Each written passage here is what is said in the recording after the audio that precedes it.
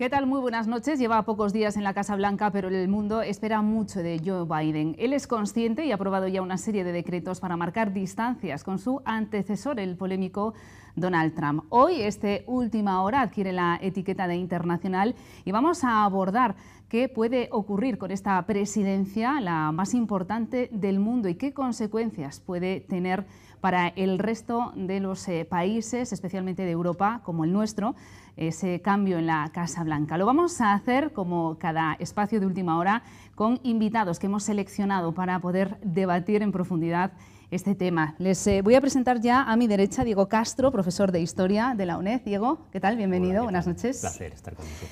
Tenemos también la visión del americano, que está desde hace unos años afincado en El Bierzo, gran conocedor de todos ustedes, colaborador de esta casa en esa enseñanza del idioma que maneja los americanos. Viene de Minnesota. Seth, ¿qué tal? Bienvenido también. Muchas gracias. Buenas noches. Sí, buenas noches. Y gracias a las nuevas tecnologías vamos a saludar, está en Soria, a Juan Carlos Iragorri. Juan Carlos, bienvenido.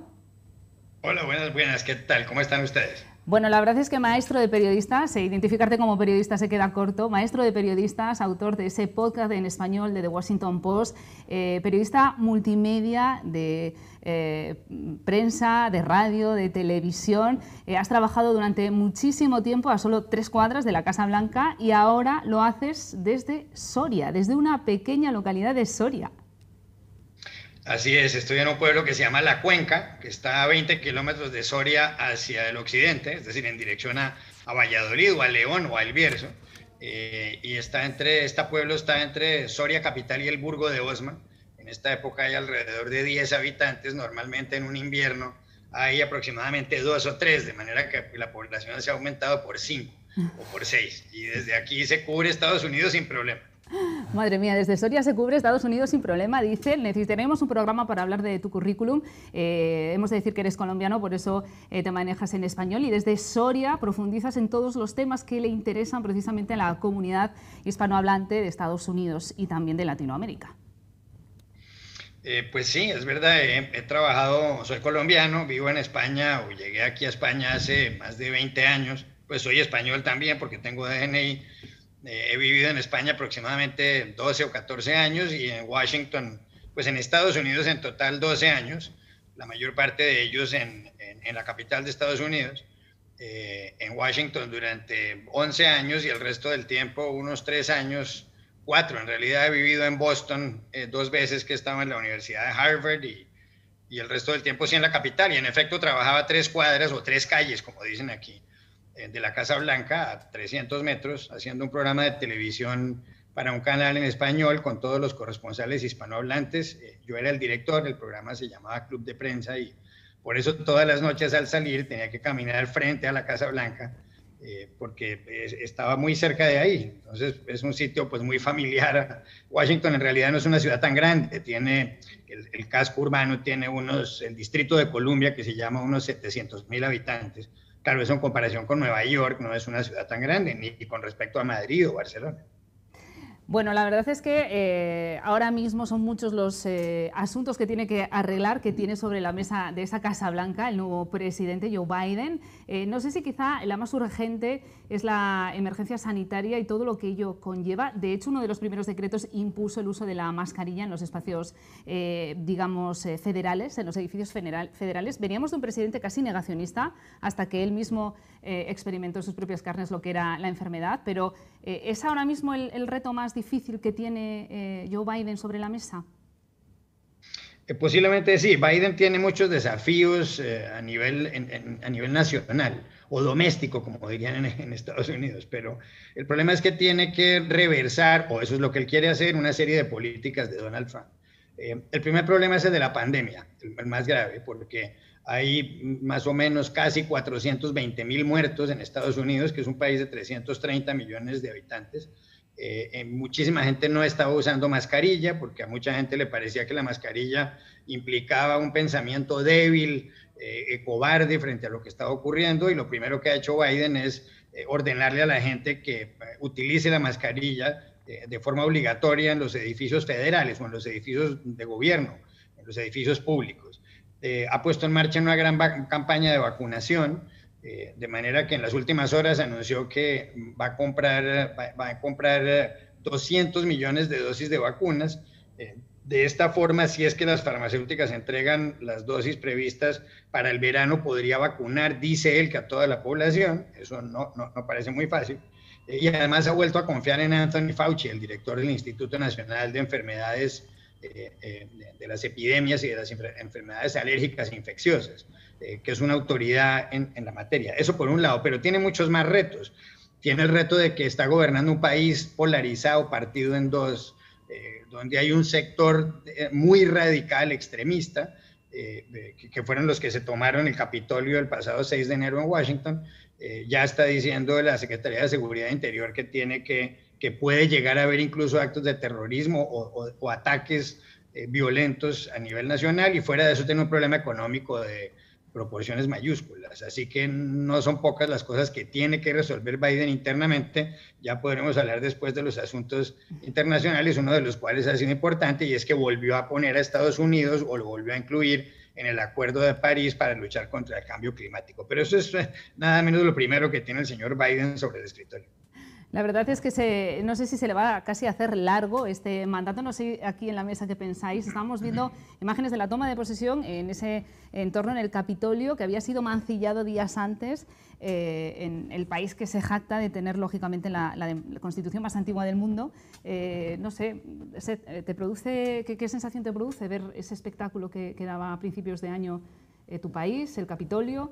Sí, para mí, porque también he visitado a Washington, porque es como los estudiantes siempre intentan visitar la capital, Washington, D.C., es parte del currículum de la mayoría, yo diría. Y a ver lo que estaba pasando me muestra a mí, y como sentí cuando escuché, es que tenemos un país muy dividido, y que por causa de personas utilizando palabras no de una forma con sabiduría, podemos llegar a tener este tipo de acciones. Y como dijo nuestro amigo también, que hay partes radicales a los lados, y muestra que no quieren parar para nada. Y para mí es muy frustrante y triste ver mi país, a personas no pueden pensar, escuchar y también responder a los otros sin pelear. Bueno, estamos hablando de un líder político que tuvo, si no tengo mala cifra, 74 millones de votos, lo que da la medida de lo dividido que ahora mismo está Estados Unidos. Y no sé, yo he oído a algunos analistas decir que si no hubiera entrado la crisis del coronavirus, posiblemente Trump repetiría otra vez al frente de la Casa Blanca. ¿Qué crees? Sí, a ver, es cierto que él tenía un grupo de seguidores bastante elevado. Lógicamente, como bien has dicho, pues obtuvo más de 74 millones de votos. Él tenía su público, su electorado, y ciertamente pues algunas medidas sí que gustaron, como por ejemplo, pues, entre comillas, lo del asunto de la migración, que eso lógicamente capta muchos votos. Y al hilo de lo que comentábamos antes de lo del asalto del Capitolio el 6 de enero, una cosa gravísima, un intento golpe de Estado, primero por la gravedad del hecho, la deficiencia de los servicios de seguridad a la hora de frenar eso, porque estamos conociendo ahora, parece ser, por los últimos datos del FBI, que incluso algunos grupos llevaban en mente secuestrar y asesinar a algunos políticos demócratas, lo cual un hecho bastante grave, que no digo que lo alentara Trump, o al menos de manera directa, porque luego ya sabemos que inmediatamente publicó varios tweets condenando la violencia. Quizás algún grupo malinterpretó sus palabras de resistir, hay fraude, etcétera, etcétera, pero el caso es que el asalto se produjo y no se pudo frenar. No quiero pensar si hubiera sido algún grupo terrorista, etcétera, etcétera, lo que pudiera haber pasado. Juan Carlos, nosotros los periodistas que estamos acostumbrados a pasar por muchos controles de seguridad, no debe ser nada fácil no entrar en la Casa Blanca. No, pero aquí hay varias cosas que se pueden decir. La primera, la Casa Blanca en la parte exterior parece muy vulnerable. La Casa Blanca tiene una reja negra, metálica, que es muy bajita. Y normalmente en el costado norte de la Casa Blanca, en lo que se llama la Avenida Pensilvania, y frente a un parque que se llama el Parque Lafayette, donde por lo demás duermen muchas personas que no tienen dónde vivir, pues, y duermen en unos bancos ahí por las noches, normalmente uno encuentra 3 o 4 policías, no encuentra más policías. Es cierto que hay cámaras, pero fíjense ustedes que en muchas ocasiones ha habido gente que ha disparado con una escopeta y le han pegado un tiro a la fachada de la Casa Blanca. En ocasiones ha habido gente que se ha asaltado. Cuando Obama era presidente, un señor entró, y cuando Michelle Obama, la primera dama, estaba caminando en la planta alta, en la primera planta o en el segundo piso, como diríamos nosotros, encontró a un señor en la escalera. Ese tipo de cosas han ocurrido. Al Capitolio uno puede ir de noche caminando y puede llegar hasta la puerta. No puede entrar en coche, pasar en coche por ahí. Pero claro, hay un nivel de vigilancia, hay cámaras. Yo creo que hubo un gran error por parte de la policía. Parece que a un sector de ellos no los dejaron actuar en esta toma al Capitolio. Son edificios pues, que tienen una vigilancia, pero el Palacio de la Moncloa en Madrid, que tiene un muro enorme sobre la A6, sobre la autovía, está mucho mejor custodiado que la Casa Blanca, sin ninguna duda. Ahora, en cuanto a Trump, hay que tener en cuenta que Trump sí tuvo casi 75 millones de votos. ¿Por qué tuvo respaldo? Pues porque la retórica de él le gusta a un sector de la población, pero tengan en cuenta otra cosa, es que Trump bajó los impuestos a las empresas un 15%. Si en el Bierzo les rebajan los impuestos a algún político, a los empresarios un 15% o a los ciudadanos, muchísimos votan por él, aun cuando el señor o la señora diga bestialidades, que ha sido el caso de Trump. Eso es parte de lo que ha ocurrido, pero también hay que tener en cuenta un asunto, volviendo a lo de Estados Unidos. Estados Unidos ha sido siempre una sociedad polarizada, como son muchas, como es la española, como es la francesa, como es la colombiana, muchas. Al Capitolio lo han tratado se lo tomaron en el año 1814, los ingleses lo invadieron en una guerra, pero esa polarización, volviendo al asunto, es una cosa muy vieja.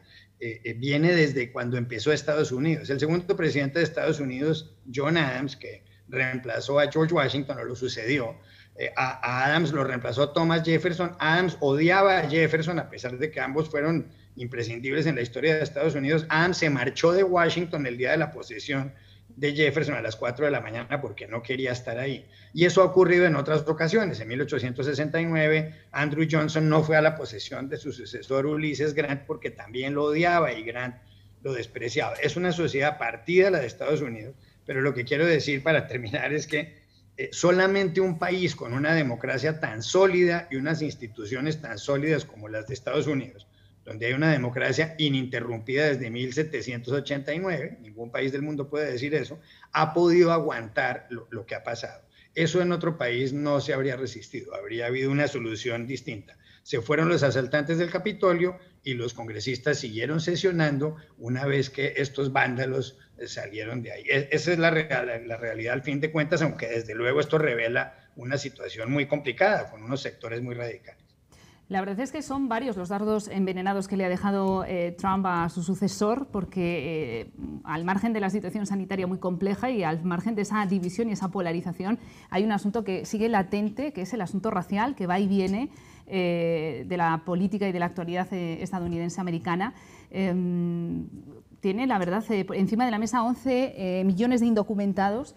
De momento ha mandado parar cualquier, digamos, decisión que les afecte. ¿Qué rumbo va a tomar Biden? Juan Carlos, ¿cuál crees que va a ser su salida para todo ese colectivo de personas que buscan un sueño, una vida, un futuro en Estados Unidos, ese sueño americano que sigue vigente y sigue latente y seguirá, claro?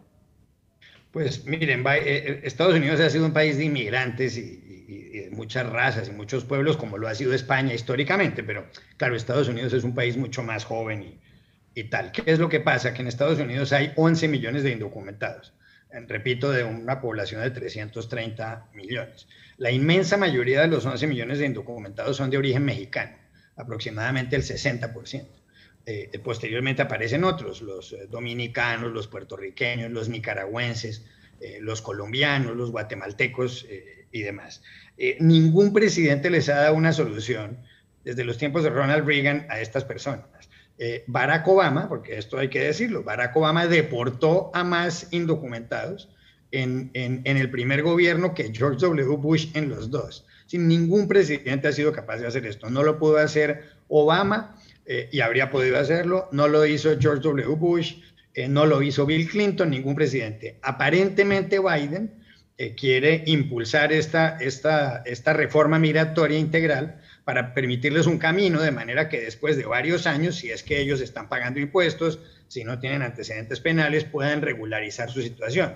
Eso sería una cosa maravillosa porque muchas de estas personas, es verdad que sí pagan impuestos, muchas de estas personas ayudan a la economía estadounidense. Uno no se imaginaría Estados Unidos sin los mexicanos, cocinando en restaurantes o lavando platos en los restaurantes o siendo médicos en hospitales, que también hay muchos mexicanos, por supuesto, ya esos son personas regularizadas, pero muchas personas que hacen este tipo de trabajos pues son inmigrantes indocumentados. Yo creo que Biden va a sacar adelante esta reforma migratoria y lo creo por una razón. Biden es un hombre del establecimiento de Washington. Tengan en cuenta que Biden fue senador desde 1973, cuando era presidente Richard Nixon, hasta el año 2009, cuando se volvió vicepresidente de Barack Obama. Él sabe cómo se saca un proyecto de ley adelante, él sabe cómo se negocia con la oposición, con los republicanos. Yo creería que si él ha presentado esta iniciativa es porque él tiene conciencia de que puede lograr que se la aprueben en el Senado y en la Cámara de Representantes. Lo que ha hecho Estados Unidos es votar por un señor como Joe Biden, que es un político de toda la vida, que sabe tramitar leyes y que hasta ahora pues no tiene en su historial, por ejemplo, un caso de corrupción muy grave. Él como persona no lo tiene, pero es un político de toda la vida y todo el mundo lo conoce. Profesional en la política, ¿qué decimos? Sí, claro, claro. Es decir, voy a poner un ejemplo aquí en España. Es como pensar en alguien fallecido, Alfredo Pérez Rubalcaba. Sí, pero también en el PP hay muchas personas así. O el propio Rajoy, por decirlo de un modo. Es decir, es gente que llevaba mucho tiempo en el Congreso de los Diputados, que ha negociado con la oposición, que se ha enfrentado a la oposición, que han ocupado ministerios 3, 4 veces. Bueno, Biden no ha sido ministro, pero fue vicepresidente 8 años y senador otros 30 y tantos. Es curioso, en Estados Unidos suele hacerse campaña presidencial contra Washington, todos. Lo decía Ronald Reagan, lo decía George W. Bush, creen que Washington es lo peor. En esta ocasión la situación fue tan extraña con Trump que lo que han hecho es elegir a un señor de Washington que ha nombrado el gabinete más diverso de la historia, porque hay afroamericanos, hispanos, latinos, la primera persona gay que llega a un ministerio, que es Pete Buttigieg, pero Biden ha nombrado un gabinete muy diverso, integrado, eso sí, por gente de toda la vida que sabe cómo funciona Washington. Pongo un ejemplo para terminar. La presidenta de la Reserva Federal, el equivalente al Banco de España, Janet Yellen, es la primera mujer, perdón, ella fue presidenta de la Reserva Federal del Banco de España. Ella se ha convertido ahora en la primera mujer que ocupa la Secretaría del Tesoro, o sea, el Ministerio del Tesoro. Eso no ha ocurrido desde 1789, pero claro, Janet Yellen tiene la experiencia de haber sido, como decía, presidenta de la Reserva Federal. Es como si nombran aquí ministro de Hacienda a alguien que ha estado mucho tiempo como presidente del Banco de España. Es la misma cosa, es un gabinete de gente diversa, pero gente que tiene mucha experiencia. Ojalá lo hagan bien, eso sí ya es otra cuestión. Hablábamos hace un momento, el 60% digamos de la inmigración, dice Juan Carlos, es mexicana. ¿Os acordáis que el tema más polémico de la campaña de Donald Trump fue ese muro que prometió construir para aislar a Estados Unidos de México? Realmente, de muro efectivo, real, nuevo, apenas construyó, levantó apenas 50 kilómetros, el resto lo que hizo fue mejorar el que ya existía y apoyarse también en esa defensa de la propia naturaleza que separa a los dos países. Por lo tanto, que al final convirtió que fue de lo que más se habló, pero en el fondo no consiguió avanzar demasiado con ese propósito, ¿no?, de aislar Estados Unidos del país mexicano. Efectivamente, lo de la construcción del muro para, digamos, frenar la inmigración procedente de México, de América Central, era una de sus medidas estrellas, pero luego en la práctica hemos visto que apenas se avanzó en su construcción. Es más, uno de sus asesores, el famoso Steve Bannon, acabó procesado por supuestamente desviar a su cuenta personal parte del dinero destinado a esa construcción del muro, aunque recientemente, antes de marcharse, tras dejar la presidencia, lo indultó. Era una medida estrella, muy teatralizada, pero que en la práctica efectivamente no se ha sustanciado, y ahora precisamente el propio Biden ha paralizado todo eso, además de, como bien ha comentado Carlos, del tema de intentar conceder esa ciudadanía a esos 11 millones de indocumentados, o por lo menos dar los pasos hacia ello, que veremos a ver si lo consigue. Seth, ¿tú qué opinas de esa llegada de gente a tu país buscando ese sueño americano? ¿La entiendes? Sí, porque pues mi abuelo tenía que mudarse desde Inglaterra hasta los Estados Unidos, entonces, después de la Primera Guerra Mundial. Entonces, en mis raíces siempre escuché de este momento de salir de su país a encontrar una historia nueva en los Estados Unidos. Entonces, es parte de mi pasado, mi historia. Y también porque cuando estamos en Minnesota estamos intentando ayudar a los que no tenían documentos, conseguir otros de Perú y otros países sudamericanos para ayudarles a conseguir los documentos. Y lo que escuchamos nosotros es, mira, si nosotros podemos hacerlo, ¿por qué los otros no lo hacen? Y los propios mexicanos y los propios sudamericanos estaban frustrados con los no documentados porque ellos estaban pagando impuestos y los otros no. Entonces, es el deseo de muchos hacerlo, pero es un lío, como en cada país. Poner todos los papeles en orden, porque siempre está cambiando, y es muy frustrante, y tengo amigos como abogados, su trabajo es ayudar a los inmigrantes. Pero si un político de toda la vida, como hemos escuchado, puede hacer un cambio que no ha hecho todavía, es la pregunta principal. Sí, podría, ¿por qué no pasó antes? Y creo que ahí se encuentra un poco de la frustración de otros sectores de los Estados Unidos. Queremos ver un cambio, queremos ver un mejor camino, pero ¿un político puede darnos lo que no ha dado antes? Esperamos que sí, pero... La verdad es que la ilusión y la emoción que causó la llegada de Obama a la presidencia, ahora cuando uno lee sus memorias y prácticamente en todas las páginas pide perdón por algo que no pudo hacer, ¿no? Porque realmente la política, pasar de la promesa a los hechos es muy complicado porque hay una maquinaria muy difícil, como muy bien explicaba Juan Carlos. Lo importante, sobre todo, es saber aprobar las leyes y defenderlas en el Congreso, que es algo que sí sabe hacer Biden, pero vamos a verlo, porque vamos a aprovechar que tenemos a Juan Carlos, que le vamos a tener que despedir en unos minutos, que es un grandísimo conocedor de la realidad de Estados Unidos. ¿Qué futuro? A mí me gustaría preguntarte tres cosas importantes. Iba a hablar del futuro del Partido Republicano, pero primero vamos a hablar de tener un presidente con tanta edad, ese papel, digamos, de Kamala Harris, que no solo nos ha enseñado a todas las mujeres que una mujer, incluso de raza, puede llegar a ser vicepresidenta de un país como Estados Unidos, pero ¿qué papel está llamado a jugar Kamala en combinación con la edad de Joe Biden, que es un político que llega a la presidencia ya con 78 años, que es una edad importante? Yo creo que va a ser muy importante el papel de Kamala Harris. Ella, en primer término, es la primera mujer que llega a la vicepresidencia de Estados Unidos, es la primera afroamericana que llega a la vicepresidencia de Estados Unidos, es la primera persona que tiene antepasados en el sur del Asia, en concreto en la India, que llega a ese cargo. Yo creo que ella tendrá unas gestiones que hacer que serán claves, tendrá muchísimo trabajo en distintas cuestiones, pero claro, la pregunta que se hace todo el mundo es qué va a pasar con ella si Joe Biden acaba de cumplir 78 años, es el presidente más viejo en la historia de Estados Unidos. Él ha dicho que él quiere ser un presidente solamente de un periodo, es decir, de 4 años, con lo cual él no piensa presentarse a la reelección, tendría 82 cuando termine este periodo. En ese sentido, lo lógico, pero todo puede cambiar, lo lógico es que ella se presente para reemplazarlo, pero para eso tendrían que gobernar bien, y eso no es una cuestión fácil, y además tendrán una oposición del Partido Republicano y de los sectores radicales de Trump muy fuerte. Tampoco se sabe muy bien cuál será el futuro político de Trump, ni si Trump fundará un nuevo partido, un partido patriota, que es el nombre del que se habla. Pero volviendo a Kamala Harris, yo creo que ella tendrá un papel esencial aquí.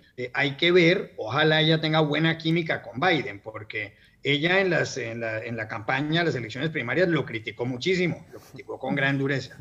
Hay que ver cómo se la llevan, porque la realidad es que Biden sí tuvo una extraordinaria relación con Barack Obama cuando él era vicepresidente de Obama. Incluso se llaman a sí mismos hermanos, el uno al otro, y además Obama cumplió con una promesa que le hizo, y es que en todas las reuniones, la última persona que iba a hablar y dar su opinión iba a ser Biden. Y eso fue siempre así, y Obama respetó siempre las opiniones de Biden, a pesar de que en muchas cuestiones no estaban de acuerdo. Biden es un hombre más conservador que Obama, y en política exterior también será más conservador que Obama, y supongo yo que en política nacional. Hay que ver qué va a pasar con Kamala Harris, porque las tareas que ella llevará a cabo serán las que le ponga a Biden, porque el papel del vicepresidente no tiene funciones, es lo que le ponga a hacer el presidente. Los vicepresidentes normalmente están sentados ahí esperando a ver qué pasa con el presidente. En este caso, en el de Kamala Harris, a ella le pondrán algunas tareas, algunos deberes que tendrá que hacer. No tiene pinta, Kamala, de ser una persona que se sienta a esperar que le digan que haga cosas, la verdad. No tiene pinta, pero tiene que esperar a que le digan que haga, porque pues uno no puede ir en contra del presidente. Sí, esos son sistemas presidencialistas distintos al sistema parlamentario acá, donde un vicepresidente o los vicepresidentes tienen cierta fuerza electoral, fuerza en el parlamento, si son de partidos distintos al del presidente. Allá no, allá la gente eligió al señor Joe Biden y a Kamala Harris, pero el señor Biden manda y punto. Ahí no hay absolutamente nada que hacer. Ha habido casos en que los vicepresidentes se la llevan mal con los presidentes, no es lo usual. Ha habido casos de vicepresidentes que no hacen absolutamente nada. Por ejemplo, Harry Truman era vicepresidente de Franklin Roosevelt y Truman durante mucho tiempo no hacía nada. Incluso la mamá de Truman una vez le preguntaron, oiga, ¿qué hace su hijo? Y ella tenía 2 hijos. Y ella contestó, no, mire, yo tengo un hijo que trabaja mucho en la finca, en el campo, tiene un tractor y demás. El otro no hace nada porque es vicepresidente de los Estados Unidos. Y la realidad es que Truman estaba sentado en Washington, pues haciendo lo que Roosevelt lo ponía a hacer. Eso es lo que tendrá que hacer Kamala Harris, pero yo me imagino que como ella es una mujer tan destacada y tan sobresaliente, fue fiscal de California, fue senadora por California, pues Biden, que necesita mucha ayuda, pues le pondrá a ella unas tareas y yo creo que ella, que es una mujer competente, lo hará muy bien. Ella, desde hoy, creo que es una persona opcionada para convertirse en la primera mujer presidenta de Estados Unidos, si todo le sale como ella espera. ¿Lo de Michelle Obama es un rumor infundado, por tanto, o sigue siendo una opción a barajar por pues el Partido Demócrata? Uno no lo sabe, pero yo creo que Michelle Obama tiene muchísima popularidad y podría ser una gran candidata. Eso está ahí, pero da la impresión de que ella no quiere, da la impresión, porque no ha mostrado nada en ese sentido, ¿no? Realmente ella no ha mostrado eso, pero puede ocurrir. Ya ha habido más mujeres que han tratado de ser presidentas, como Hillary Clinton, con muy mala suerte, perdió con Donald Trump. Pero ya veremos qué pasa con Kamala Harris. Yo no creo que Michelle Obama se lance de momento. Juan Carlos, y ya para terminar, ¿qué futuro tiene por delante el Partido Republicano? Ahora mismo con el impeachment a Trump, que no sabemos si va a progresar o no va a progresar. ¿Volverá a Trump? ¿No volverá? ¿Lo hará con el Partido Republicano? ¿O quedó el partido más conservador escarmentado? ¿Qué crees? Es complicado. ¿Qué es lo que va a pasar ahora en el impeachment, en el juicio político? La semana del 8 de febrero, el Senado tiene que juzgar a Trump y determinar si lo destituye o no lo destituye, si lo condena o no lo condena. Esto nunca ha ocurrido porque Trump ya no es presidente. La pregunta es cómo destituye uno a alguien que no ocupa un cargo. Por eso hay quienes dicen que eso puede ser inconstitucional, pero ha habido unos antecedentes no con otros presidentes. Ahora bien, los senadores, los miembros del Senado en Estados Unidos, que tiene 100 escaños esa Cámara, esa corporación, pues el otro día hubo una moción donde un senador republicano decía que ese juicio era inconstitucional, y entonces, ¿qué pasó? 55 personas rechazaron esa moción y 45 la apoyaron. Esto hace pensar que a Trump lo van a condenar, si es que hay momento de una condena, lo condenarían 55 senadores. Es decir, los 50 demócratas, también hay 50 republicanos, los 50 demócratas y 5 republicanos. Pero ¿qué ocurre? Para que un impeachment o un juicio de estos prospere y se pueda condenar a un funcionario, se necesitan 67 votos de los 100 y no hay 67 votos. Conclusión, lo previsible es que a Trump no lo condenen, no lo destituyan. El señor Trump saldrá públicamente a decir que por segunda vez trataron de liquidarlo y que él está ahí vivo. ¿Qué va a hacer Trump? No se sabe. Si funda un tercer partido, grave para los republicanos porque la derecha se divide. Si no funda un tercer partido, uno no sabe incluso si él le lance a su hija, Ivanka Trump, de quien dicen que se puede presentar como senadora o candidata al Senado por el estado de la Florida. Pero es decir, Trump no está muerto políticamente y no se sabe si ese impeachment, en caso de que no prospere, lo va a resucitar aún más y le va a dar fuerza. Es muy difícil prever lo que va a pasar en las próximas semanas. Pues ha sido un auténtico lujo, Juan Carlos Iragorri, autor del podcast en español de The Washington Post. Te dejamos que tienes mucho trabajo, colombiano, pero afincado en Soria. Ha sido un auténtico placer. Estás invitado a venir al Bierzo cuando te apetezca, Juan Carlos. Pues tengo que ir porque me encanta, León es una provincia que me encanta, Castilla, La Mancha en general, y he estado en León varias veces y el Bierzo es un sitio precioso. Sitio precioso, de verdad. Bueno, yo les digo que los envidio estando en el Bierzo. Los envidio a todos y les mando un saludo muy, muy especial desde Soria. muchas gracias, gracias por compartir con nosotros todos tus conocimientos sobre política americana, que son muchísimos, y un saludo. Hasta luego. Cuídate mucho. Y gracias, eso sí, y a mis compañeros de panel, muchos saludos, un saludo muy especial. Gracias. Gracias. Nosotros vamos a seguir en esta última hora, después de una pequeña pausa para la publicidad. Vamos a incorporar en este debate a una persona que está allí viviendo todo esto de lo que estamos hablando en primera persona, precisamente en el estado de Florida, el retiro dorado de Donald Trump. Es David Velasco, el primer jugador berciano en la Liga Americana de Baloncesto, y vamos a traer a esta mesa con nuestros tertulianos de esta última hora todos los mensajes y el futuro sobre la política estadounidense que nos ha dejado también Juan Carlos Iragorri. Unos minutos y regresamos.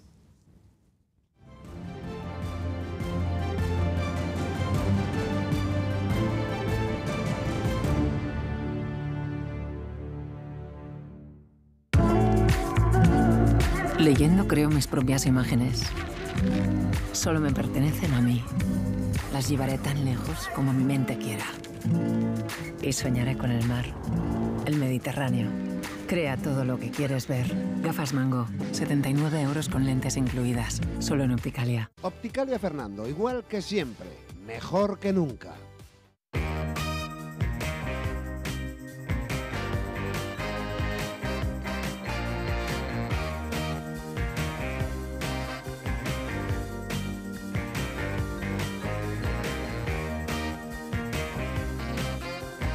Eibarresa Master Cadena, precio y mucho más. Me preocupa mi padre. Está mayor y no tenemos tiempo para cuidarle. Nos pasaba igual con mi madre y ahora vive en la residencia Mirador del Cúa de Cacabelos. Estamos muy tranquilos porque ahora está en las mejores manos y ella está muy contenta. Residencia Mirador del Cúa de Cacabelos, un lugar para vivir. Esta es la tierra. Y esta es la gente.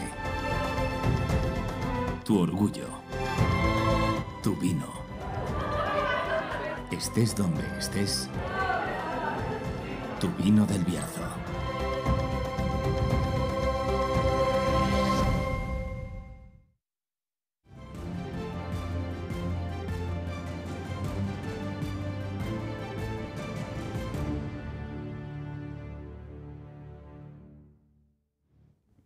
Continuamos aquí en esta última hora, hoy internacional, repasando los cambios que ha experimentado y que puede experimentar la política estadounidense con la llegada de Joe Biden a la presidencia y qué repercusiones, lógicamente, puede tener esa llegada de Joe Biden, ese cambio después del polémico Donald Trump. Repercusiones no solo internas, también para todo el resto del planeta, porque es la presidencia más importante del mundo. Vamos a seguir debatiendo y analizando lo que está ocurriendo en este momento. Vamos a recordar quién nos acompaña aquí esta noche. A mi derecha, Diego Castro, profesor de Historia de la UNED.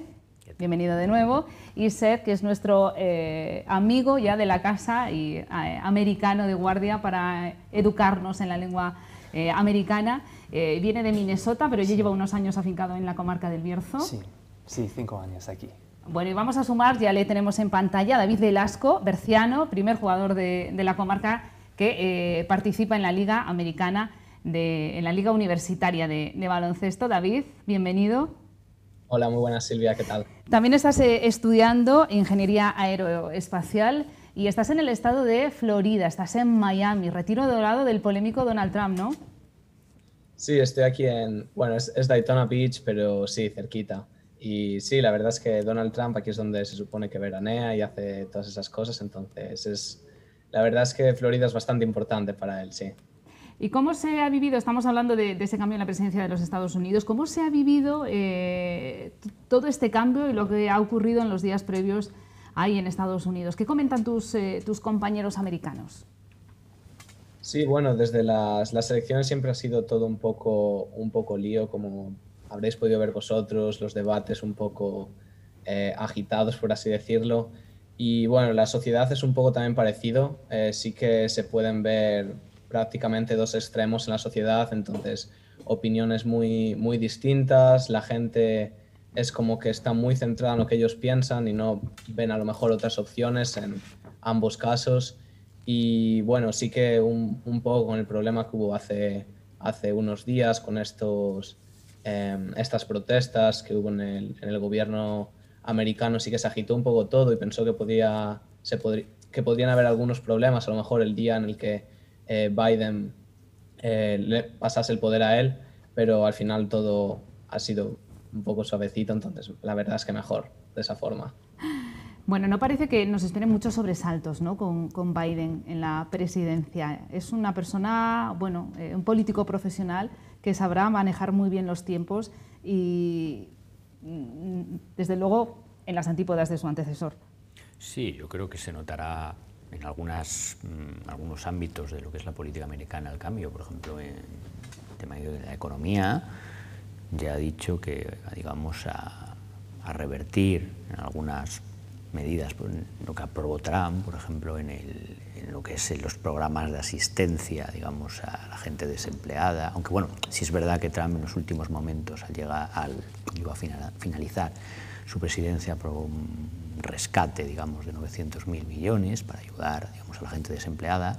Biden parece que lo va a ampliar. Sí que es verdad que esto va en el ADN a veces del Partido Demócrata, en el Partido Republicano va más bien lo de la rebaja de impuestos que comentábamos anteriormente. Veremos a ver los cambios, veremos a ver si se sustancian esos cambios. Es verdad que lleva poco tiempo todavía, pero bueno, la primera batería de medidas parece que se nota un cambio relativamente importante respecto al antecesor. Veremos si luego se materializa en la práctica. Y a nosotros, a lo que nos afecta a nosotros sobre todo, esa política arancelaria, ese American First que impuso Donald Trump para, bueno, y que tanto daño hizo, por ejemplo, a los productos del Bierzo, especialmente al vino, que es el que más vendemos en Estados Unidos. Esa relación también con Europa, que parece que va a ir ya por otros derroteros, y por el resto del mundo, ¿no? Todo hace indicar que Biden va a tener un talante más negociador y más de apoyo entre países. Efectivamente, la política comercial de Trump, como todo el mundo sabe, era de tipo proteccionista, es decir, favorecer a la producción nacional frente a la competencia extranjera, y en el caso de España se vio muy afectado por esos aranceles, como ya sabemos, el sector agrícola, principalmente el aceite y el vino. En este caso, efectivamente, nuestra comarca, la del Bierzo, fue muy afectada o se vio muy afectada por la reducción de ventas. Luego también está el tema de la guerra comercial con China, todo enmarcado en ese marco proteccionista que evidentemente busca favorecer la producción nacional, sobre todo en el ámbito siderúrgico, pero como todo el mundo sabe, el proteccionismo es un arma de doble filo, porque en el momento en que tú apruebas aranceles para productos extranjeros, el resto de países también los aprueba con respecto a los tuyos. Es decir, que tus exportaciones, me refiero a las norteamericanas, se verán también afectadas. Entonces, independientemente de que, imaginando que Biden desea, como cualquier gobernante en su propio país, defender la producción nacional, autóctona, sí que tendrá que tener más cuidado con el tema de las guerras comerciales, porque a la larga puede también verse perjudicada la economía norteamericana. Por ejemplo, en el caso de la guerra comercial con China, que se centró sobre todo en poner aranceles a productos siderúrgicos procedentes de China, China automáticamente gravó con aranceles productos norteamericanos, especialmente la soja, uno de los productos que el sector agrícola norteamericano exporta. Entonces se vio también automáticamente dañado. Es decir, apoyamos un sector como un siderúrgico, perjudicamos a otro como es el agrícola norteamericano. Entonces, política proteccionista hay que tener mucho cuidado porque puede ser beneficiosa por un lado y muy perjudicial por el otro, efectivamente. Entonces hay que tener mucho cuidado con eso. Y por supuesto, a la larga, como todo el mundo sabe, cuanto más restringamos el comercio con el proteccionismo, a nivel mundial eso se ve afectado, porque las exportaciones e importaciones entre países se ven dañadas, se ven disminuidas. ¿Cómo crees tú que va a ser la presidencia de Biden? ¿Va a estar marcada? Desde luego no parece que vaya a gobernar a golpe de Twitter, ¿no?, que es lo que hacía un poco su antecesor. Yo veo algunas cosas interesantes, porque Trump tenía sus negocios y todavía tiene. Él piensa con dinero y mueve todo con dinero. Entonces él sabía cómo manejar dinero y manejar la gente.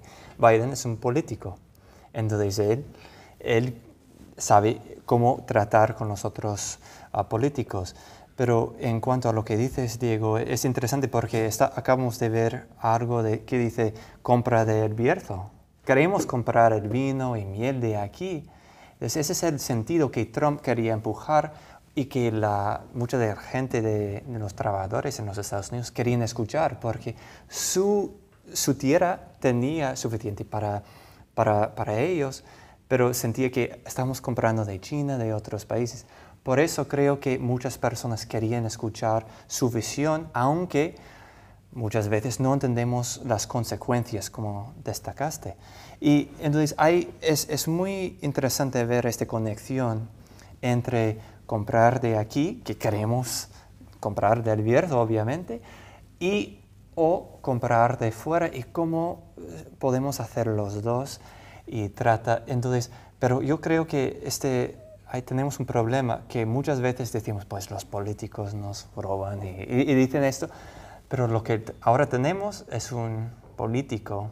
¿Y qué va a hacer con el dinero? Y por eso yo creo que hemos visto muchas personas votando para Trump. Muchas. Después de lo que hizo él y su forma de hablar, es increíble. ¿Cómo podrían votar para él?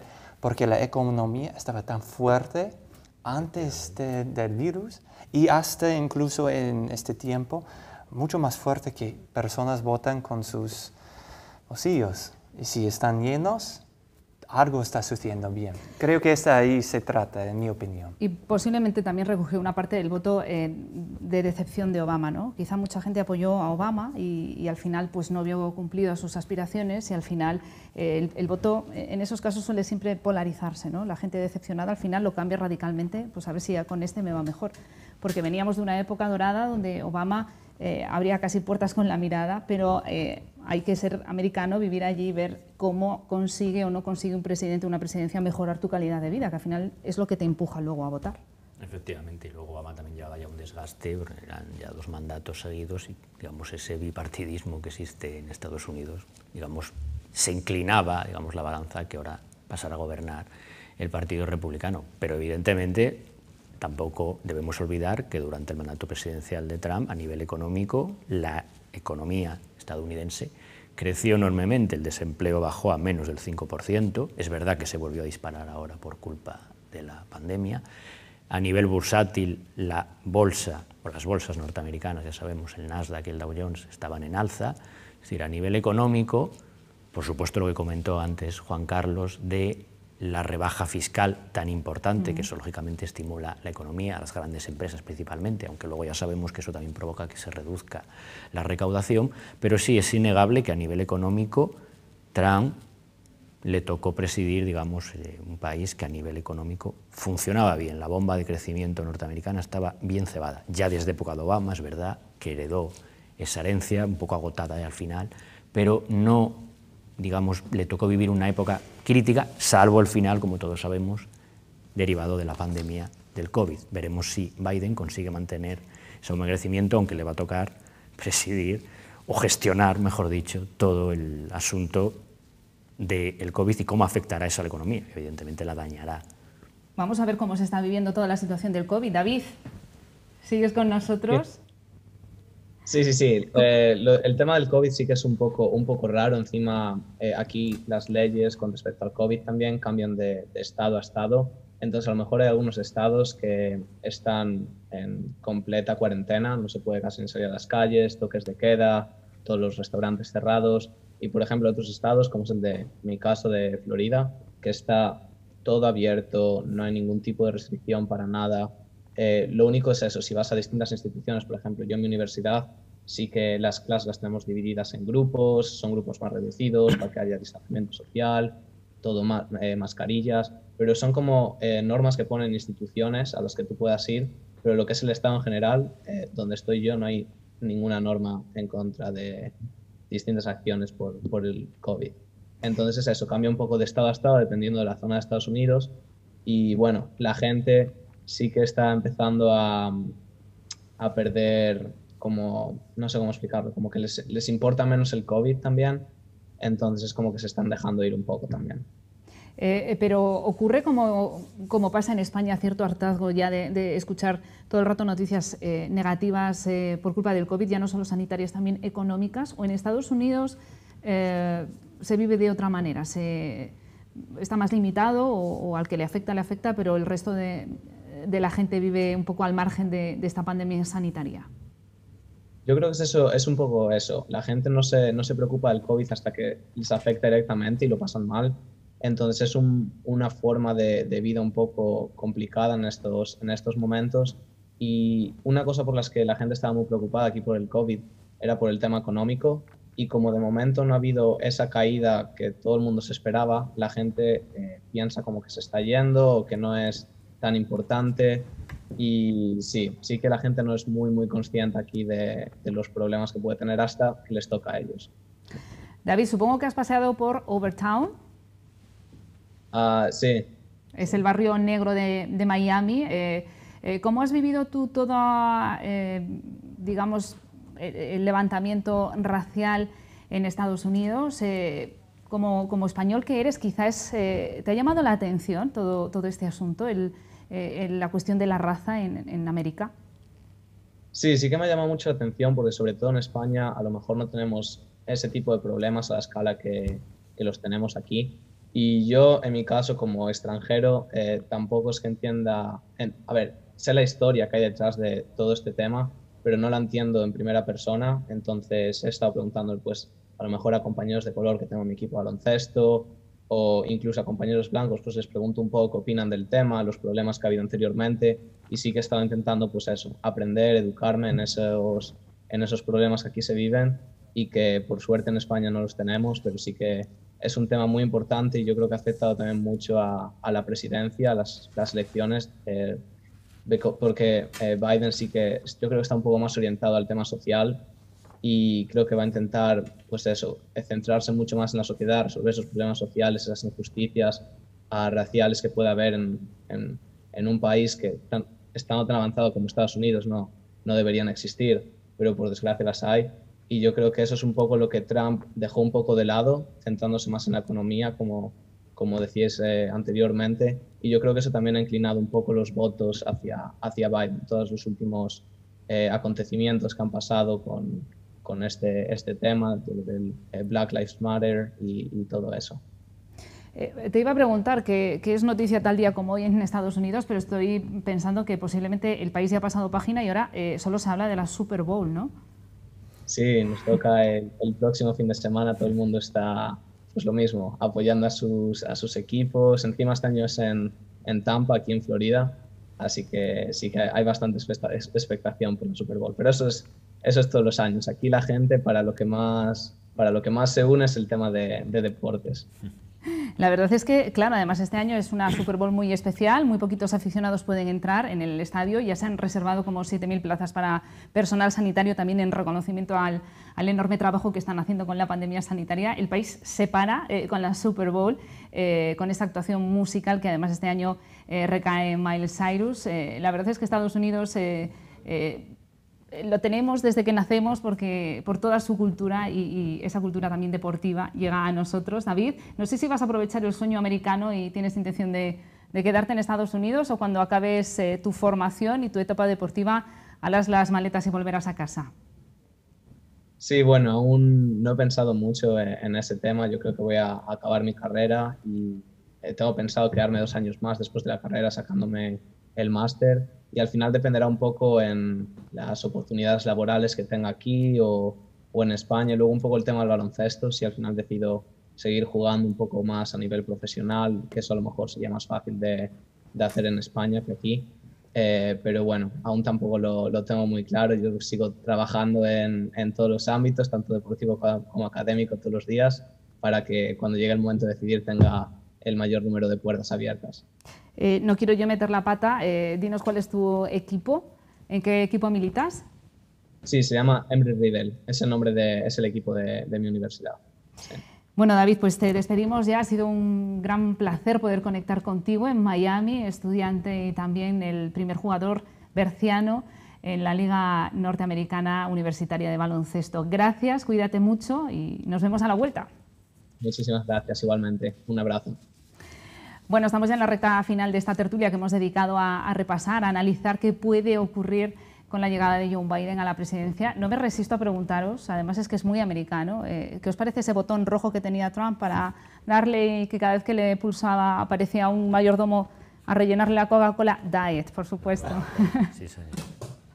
Es muy Trump, ¿no? Ya, pues él sabe cómo manejar la gente y él tiene sus formas de hablar y actuar. Entonces, por eso tenemos dos partidos muy distintos. Yo tenía una pregunta acerca de, en cuanto a lo que hemos visto en cuanto a Black Lives Matter, llegando a esta época de la presidencia y todo. ¿Qué pensáis vosotros desde este punto de vista de Europa, lo que estaba pasando en cuanto a Black Lives Matter? ¿Qué opináis? Del tema racial. Sí, y cómo veáis, como nuestro amigo había comentado, que fue distinto para él porque España no había sentido cosas así por mucho tiempo, obviamente en el pasado, pero... Evidentemente Estados Unidos tiene una historia de esclavitud mucho más fuerte que no hemos tenido en España, y que posiblemente esa herida es la que llega a la actualidad. Yo creo que es un problema endémico, porque cuando gobernaba Obama también hubo este tipo de problemas, digamos, de alguna persona, no sé si decir, sí, asesinada, digamos, pues a veces brutalidad policial, presuntamente, y hasta Obama. Quiero decir que a veces es un mal endémico que todavía no se ha restañado. No sé si es algo muy generalizado, muy exagerado, pero sí de vez en cuando vemos que ocurren esos casos, a pesar de que efectivamente hablamos de un país muy cosmopolita, con mucha población de origen africano, entonces no debería ocurrir este tipo de cosas. Pero sí que en Europa yo creo que choca bastante. No es tan choca habitual. bastante. De hecho, Obama en sus memorias recuerda un episodio en el que se detuvo un policía,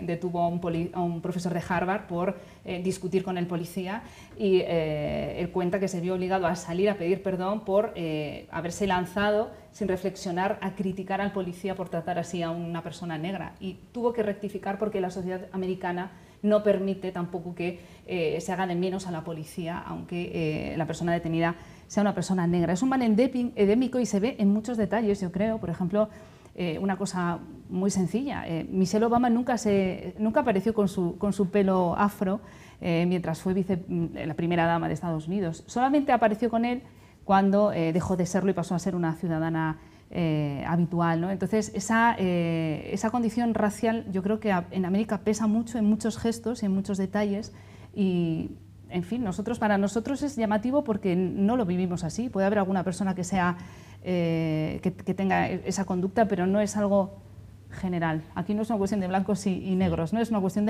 bueno, pues eres racista, pero a nivel personal. La verdad es que es un movimiento muy potente, muy fuerte, pero contrasta con la parte blanca de Estados Unidos, que en fin, ya para terminar, nosotros pensamos que Estados Unidos muchas veces es Nueva York, Washington y Los Ángeles o California, y evidentemente es un país muy grande, muy diferente y con muchísimos contrastes. Bueno, os agradezco esta ventana a través de la Última Hora para intentar conocer qué ha pasado, qué puede pasar a raíz de ese cambio en la presidencia de los Estados Unidos. Esta Última Hora internacional, ya saben que este programa se emite los sábados, así que la próxima semana volveremos fieles a nuestra cita y seguiremos de cerca a ver qué ocurre con la presidencia del que es el 46º presidente de los Estados Unidos. Feliz noche.